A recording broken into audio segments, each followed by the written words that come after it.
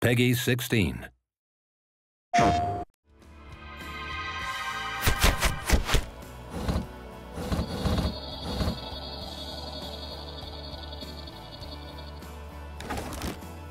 Sony's been an extremely great partner for us in moving to the console. At Blizzard, our heritage was actually console games. Obviously, we've been away for a while, so we had a little bit to learn, and we looked across all the franchises to see, which one would really be the most appropriate to bring across.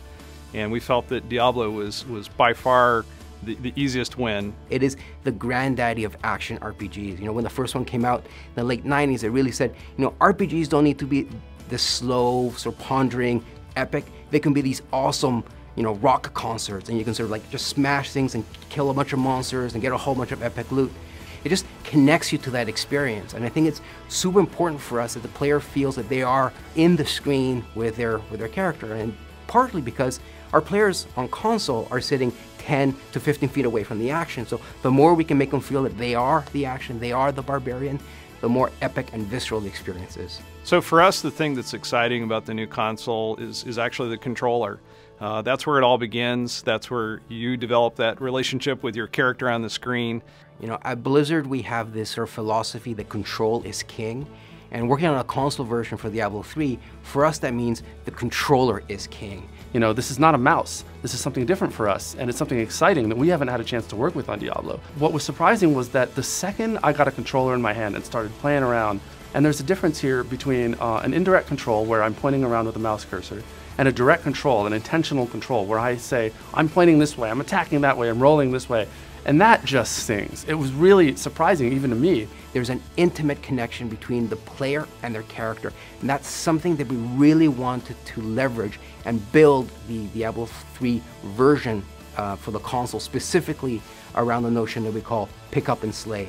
So on console, we pick up the DualShock 4. When you flick the right stick, your character actually performs a sort of dodge move that is unique to the console.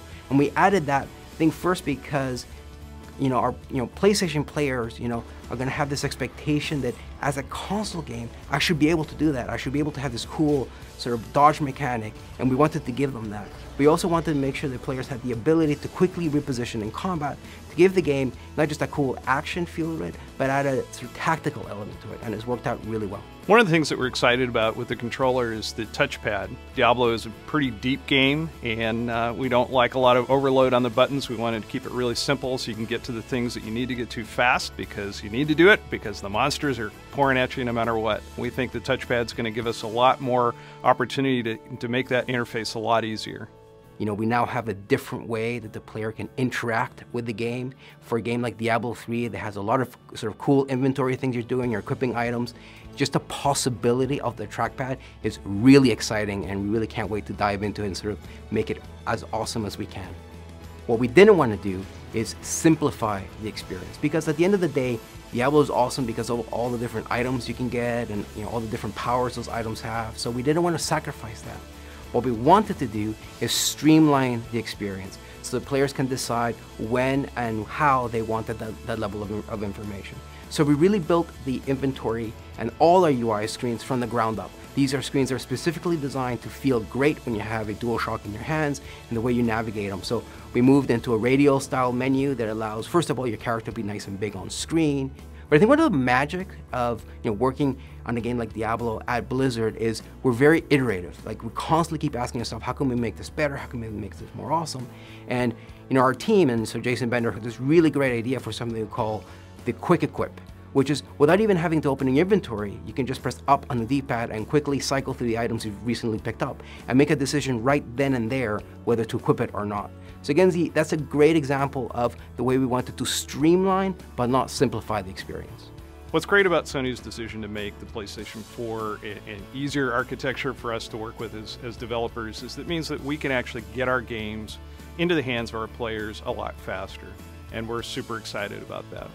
We have a lot of scalability in the PC version of the game, and with the processing power of the GPU on PlayStation 4, we're pretty confident that we're going to be able to get very high-res graphics and a super rock-solid frame rate. So something that you get on PC, not quite for free, but something that people are used to, is the ability to do things like stream your experience. So you say, hey guys, They just changed the way that barbarians work, or I just got a new axe for my barbarian. I wonder if I can do this whirlwind tactic that I've been doing on a harder difficulty. Let's find out. And so someone online will they'll take video of themselves doing it, saying, look, I can totally do it. It's totally easy. All I need to do is go to this area and get this skill, and I can make it happen. And people learn, and it's exciting.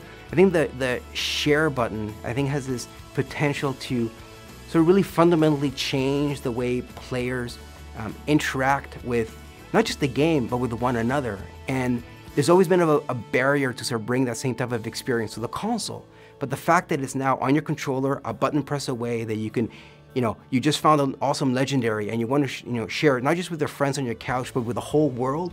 The fact that that's a button press away is just such a great thing to bring to players. And I think it's one of those things that, especially when we start talking about it sort of internally, is that we sort of get the potential, but it's not until we actually see it in action, and more importantly, see players engage with it and see what they do with it, that's where we're going to see the true promise of the share buttons come to life. But also, multiplayer is huge. I'm able to sit there on the same couch with my friends. And you're going up against, the legions of the burning hells, and it really makes the experience, as I said before, immediate and sort of very social. And then of course we can also play with people who are remote. So 3 of us might be sharing a view on the couch looking at the same screen. Someone else might be playing from somewhere else in the country, and we can all play together. That is just great. Having that social experience and that flexibility is something that's really unique. That's what console gaming is all about. It's a more intimate experience right there in the living room, a shared experience, with your friends, with your family. And we think that Diablo is a perfect game to allow you to do that.